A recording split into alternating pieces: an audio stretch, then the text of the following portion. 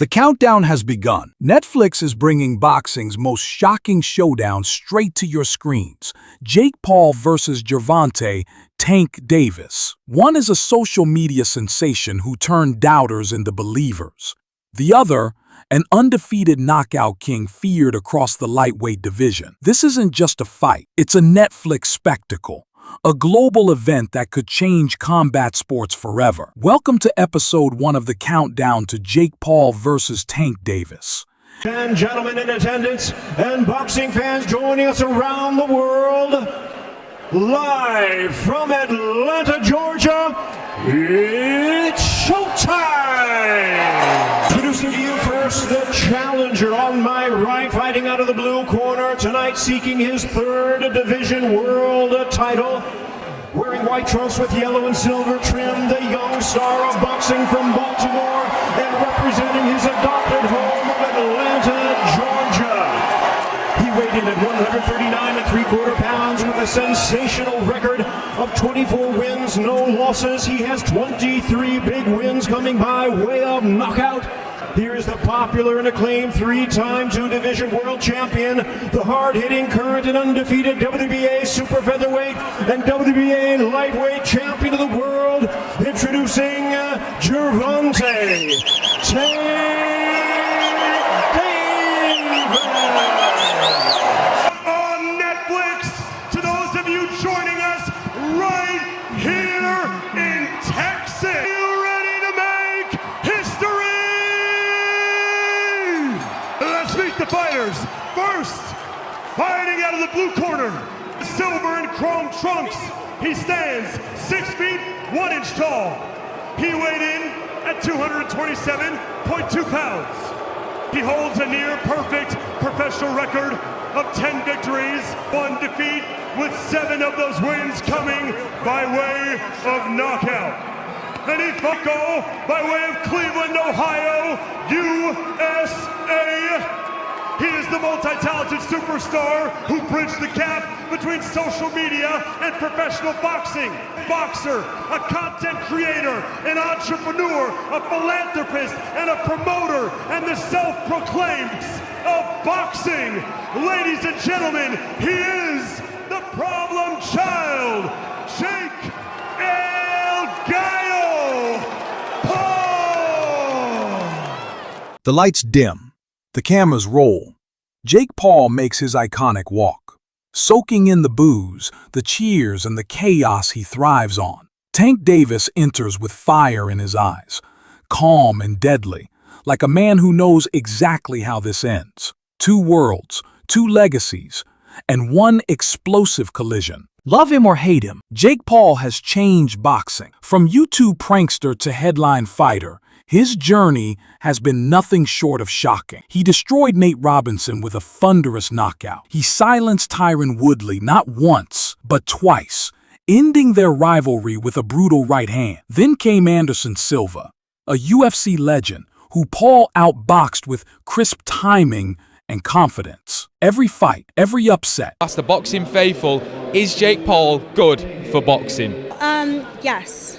I actually like the Pauls being in boxing, especially if it's like, I'm not okay with like Logan Paul, say, facing Mike Tyson. I think that to me would be not good.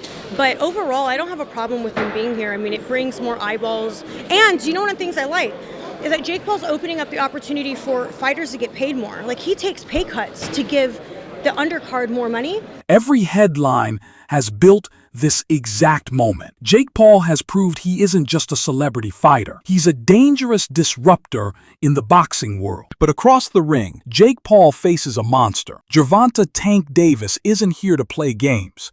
He's here to destroy. An undefeated record with knockouts that have left opponents unconscious before they even hit the canvas. I think Davis is more to lose because he's the bona fide world champion. I don't care if he's much smaller. I think Jake Paul has sort of plateaued as far as where his boxing is concerned. It's rather low level.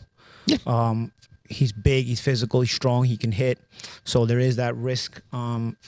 Davis, at lightweight, you're in a moment where it's too physical for you. You can clinch.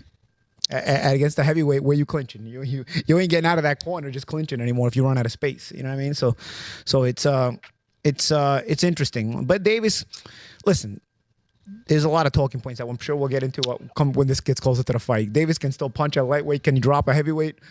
You know, there's a lot to gain there, right? If Davis knocks the answer is yes. If Davis drops Jake on his ass, as much as Davis is the one with more to lose, it's still a highlight moment. A visual that will stay forever. Yeah, but if you get dropped, even if you're smaller, you're still a world champion, multiple weight classes. If you get dropped, you know, what's the look? What's the feel?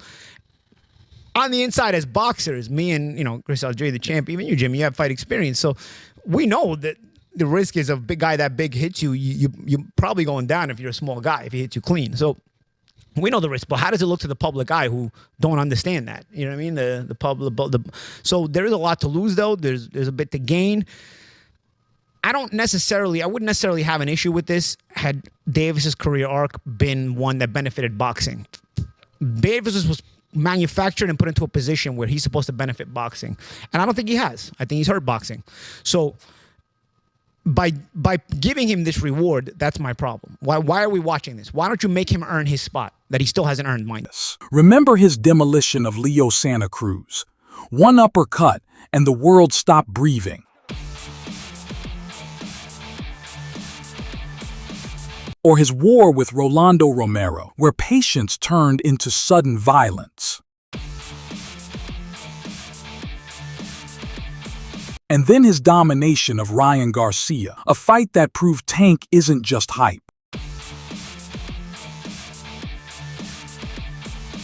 He's a generational talent.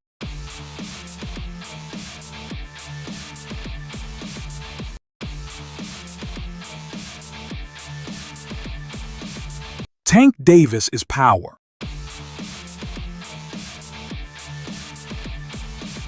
Precision.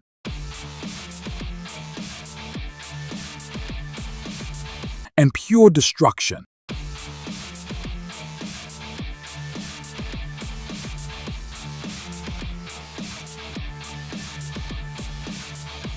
This is where the fight gets fascinating. Jake Paul relies on size, timing, and pressure.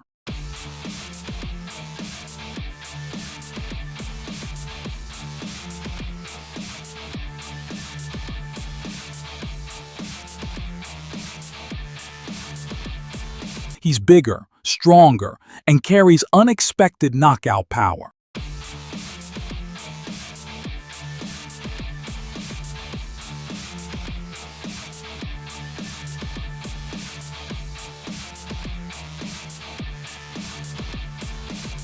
But Tank Davis, he's a master of timing, with explosive speed and one-punch ability that can end a fight instantly.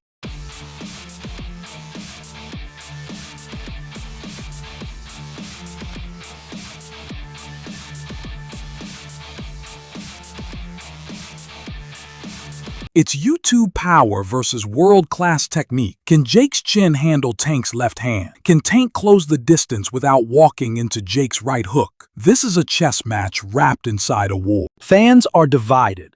Some say Jake Paul doesn't belong in the same ring as Tank. Fury versus Jake Paul, and now they know that Jake Paul is a big name in America and in boxing. Is that Jake Paul's opening up the opportunity for fighters to get paid more? That this will end in a brutal, early knockout. Others believe Jake's size, reach, and momentum might create one of the biggest upsets in boxing history. Social media is on fire. Twitter debates, YouTube breakdowns, TikTok reactions. Everyone has an opinion, but nobody has the answer. And that's why the world will watch. Jake Paul is over 50 pounds heavier than Gervonta Tank Davis, and he's nearly a foot taller than Gervonta Tank Davis. So no sanction body wants to, and no commission wants to, should I say, I keep saying sanction body, no commission wants to sanction it. They don't want to be a part of it, as I told you guys. So they announced that the fight was going to take place November 14th in Atlanta at the State Farm Arena where the Atlanta Hawks play. Magnitude, right? So he comes out and he says, the commissioner, head of the Georgia Commission, he comes out, he says, quote, "I believe it's in the public's interest to know because they've promoting something they should not have been promoting. It's the dumbest thing ever I ever heard. It's a money grabber, and I'm not okay with that. So they telling them it's just for the money. This isn't just a fight, it's a Netflix event. For the first time, the streaming giant steps into boxing, making this a cultural phenomenon. Millions of homes, millions of viewers, billions of impressions. From documentaries to countdown shows, Netflix is turning this fight into a global spectacle. Boxing isn't just back in the mainstream, it's bigger than ever. The countdown continues. Jake Paul, the disruptor who refuses to quit. Gervonta Davis, the destroyer who refuses to lose. When these two collide, the world will be watching. This is more than a fight. It's Netflix history in the making. Stay tuned for episode 2 of The Countdown, as the hype, the drama, and the stakes only get bigger.